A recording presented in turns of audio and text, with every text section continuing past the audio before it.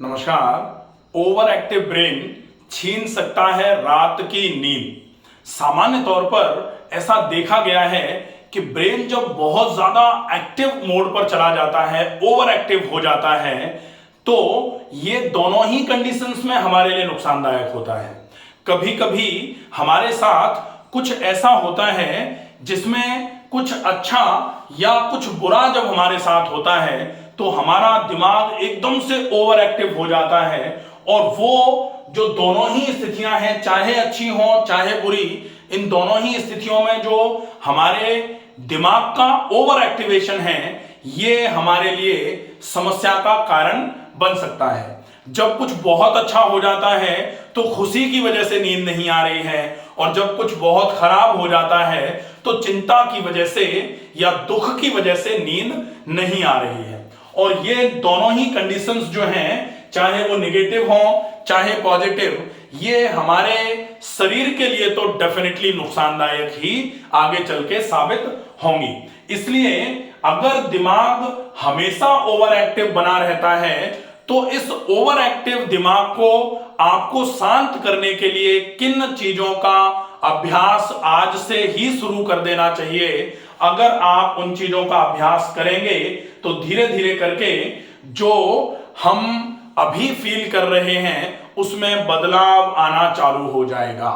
अगर हम अपने ब्रेन को वो फीडिंग देना चालू कर देंगे कि जो हमारा ओवर एक्टिव ब्रेन है वो ओवर एक्टिव ब्रेन धीरे धीरे करके नेगेटिव ओवर एक्टिव है या पॉजिटिवली ओवर एक्टिव है, लेकिन अगर रात को नींद ही नहीं आएगी तो फिर ऐसा ओवर एक्टिवनेस जो ब्रेन का है वो हमारे शरीर और मन दोनों के लिए आगे चल के नुकसानदायक होता है। इसके लिए कुछ प्रैक्टिसेस, पहले नंबर पर जो प्रैक्टिस है वो है रिलैक्सेशन टेक्निक्स। चाहे आपके साथ कुछ बुरा हुआ है या कुछ बहुत अच्छा हो गया है, उसकी वजह से दिमाग एकदम से हाइपर एक्टिव हो गया है, इस हाइपर एक्टिव ब्रेन को अगर आपको रिलैक्स कराना है, अच्छी नींद आए, इसका आपको प्रयास करना है, तो कुछ रिलैक्सेशन टेक्निक्स होती हैं। इन रिलैक्सेशन टेक्निक्स का आपको यूज करना चाहिए। रिलैक्सेशन टेक्निक्स कौन सी हैं? एक तो बहुत अच्छी टेक्निक होती है जिसको DRT बोला जाता है, डीप रिलैक्सेशन टेक्निक। इसमें आपको सीधे लेट जाना है, सीधे लेट करके दोनों पैर थोड़े दूर दूर कर लिए, दोनों हाथ शरीर से थोड़े से दूर कर लिए, हथेलियां आसमान की ओर कर ली, गर्दन किसी भी सुविधाजनक स्थिति में रख करके आंखें बंद कर ली, और उसके बाद धीरे धीरे करके आप अपने शरीर के एक एक हिस्से पर पूरा मन केंद्रित करते जाइए और शरीर के एक एक हिस्से को धीरे धीरे करके श्वास भरी श्वास को छोड़ते हुए ढीला छोड़ते जाएंगे। इसको पार्ट बाय पार्ट रिलैक्सेशन भी बोला जाता है। तो पार्ट बाय पार्ट अपने पूरे के पूरे शरीर को रिलैक्स करने का काम अगर करेंगे, इसको बोला जाता है डीप रिलैक्सेशन टेक्निक। ये आपके ओवर एक्टिव ब्रेन को धीरे धीरे करके नॉर्मल कराने का काम करेगी। ये बहुत अच्छी क्रिया है, इसका उपयोग आप कर सकते हैं आसानी से। दूसरे नंबर पर जो आपको ध्यान में रखना है वो है सोने के समय को निश्चित करना चालू कर दीजिए। कई बार ऐसा देखा जाता है कि सोने का समय निश्चित नहीं है। आज 9 बजे सो गए, कल 11 बजे सोए, किसी दिन 2 बजे सोए रात को, आज पिक्चर देख रहे तो 4 बज गए सोते सोते सवेरे के, और फिर अगले बार 9 बजे सो गए। तो ये जो साइकिल आप इस तरीके का बनाएंगे तो निश्चित ही आपकी नींद आगे चल के डिस्टर्ब होना चालू हो जाएगी। इसलिए सोने का एक निर्धारित समय बनाइए और सोने के उस निर्धारित समय पर आप निश्चित ही सोने का प्रयास करिए। सोने का निर्धारित समय डिसाइड करें और उस समय पर अगर कोई बहुत ज्यादा ही समस्या नहीं है तो कोशिश करें इस समय पर आप अपने सोने की व्यवस्था करना चालू कर दें। अब तीसरी चीज होती है, एकदम से विचार आए जा रहे हैं मन में, एकदम से विचार आए जा रहे हैं, तो आप विचारों को लिखना चालू कर दीजिए। विचारों को लिखना चालू करिए।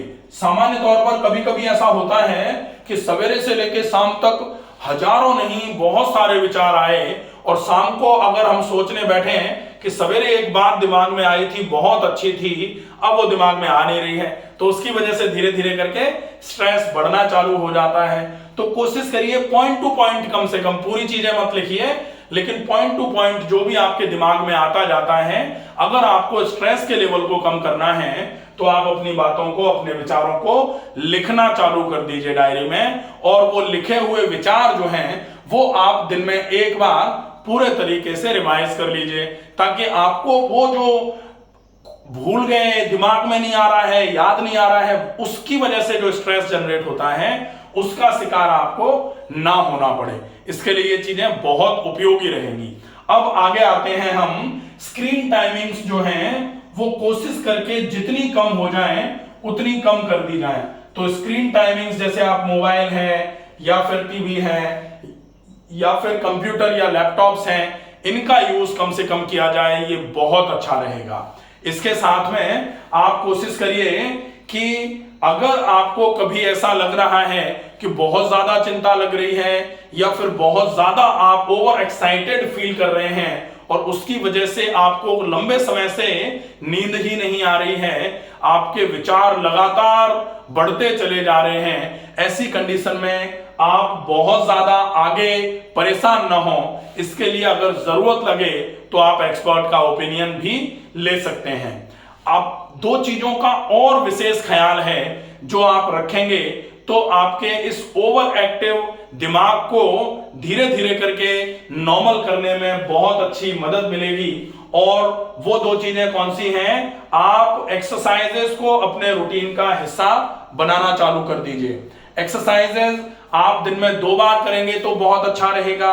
अगर आप 2 बार नहीं कर सकते हैं तो कम से कम 1 बार तो आपको दिन भर में कम से कम 1 घंटे के लिए एक्सरसाइज करनी ही चाहिए। और एक्सरसाइजेज में आपको जो अच्छा लगे वो कर सकते हैं। आप टहल सकते हैं, टहलने में ये जरूर ध्यान रखेंगे कि आप टहलते समय बिना बातचीत किए, बिना फोन पर बात किए, या फिर अगर संभव हो जाए तो बिना आप म्यूजिक सुने टहलें। आजकल देखा गया है कि 4 लोग, 5 लोग या ज्यादा मात्रा में, ज्यादा नंबर में लोग मिलकर के टहलते हैं और पूरी कथाएं जो भी हैं इधर उधर की वो टहलते हुए पढ़ते रहते हैं। ये चीज बहुत ज्यादा नुकसानदायक है, इससे फायदा नहीं मिलेगा आपको, आप टाइम वेस्ट कर रहे हैं। दूसरा, जो लोग ऐसे नहीं टहलते वो फिर फोन पे बात करते हुए टहलते हैं, आज ऐसा, कल वैसा, खाना ऐसा बनाया, सब्जी ऐसी बनाई, ये जो चीजें हैं ना, ये गड़बड़ है।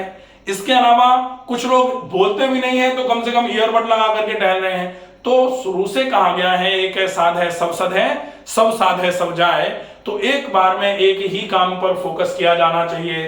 टहलते समय एक और विशेष बात जो आप अगर विशेष रूप से ध्यान में रखेंगे तो बहुत अच्छा लाभ होगा, वो है आप मुंह में पानी भर के या फिर मुंह में सरसों का तेल भर के ऑयल पुलिंग करते हुए टहल लीजिए। इसमें एक बहुत अच्छा फायदा हो जाएगा कि मुंह बंद भी रहेगा और साथ में आपका ओरल हाइजीन मेंटेन करने के लिए आप प्रोसेस भी कर ले रहे हो।